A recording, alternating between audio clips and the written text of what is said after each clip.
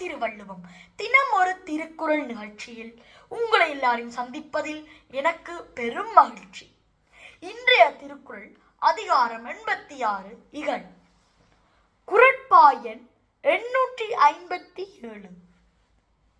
குறள். மிகழ்மேவல் மெய்ப்பொருள் காணார், இகழ்மேவல் இன்னா அறிவின் அவர்.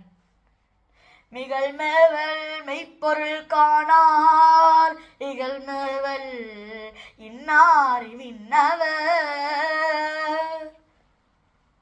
இந்த குறளுக்கான கருப்பொருளை பார்ப்போம். அதாவது பாருங்கள், மனிதன் மெய்ப்பொருள் காண வேண்டும்.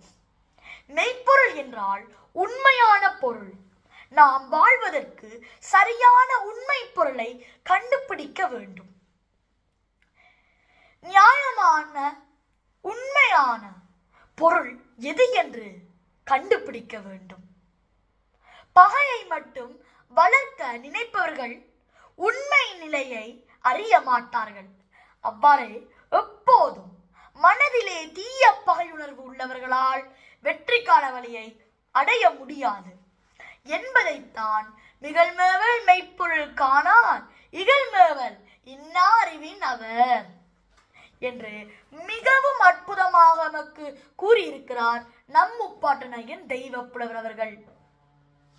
ஆகவே பகையுணர்வு அளிக்கும், நட்புணர்வு ஆக்கம் தரும் என்று கூறிக்கொண்டு மீண்டும் நாளை இன்னும் ஒரு புதிய குரலோடு உங்களை எல்லாரையும் சந்திக்கும் வரை உங்களுடன் விடைபெறும் நான் உங்கள் கவித்.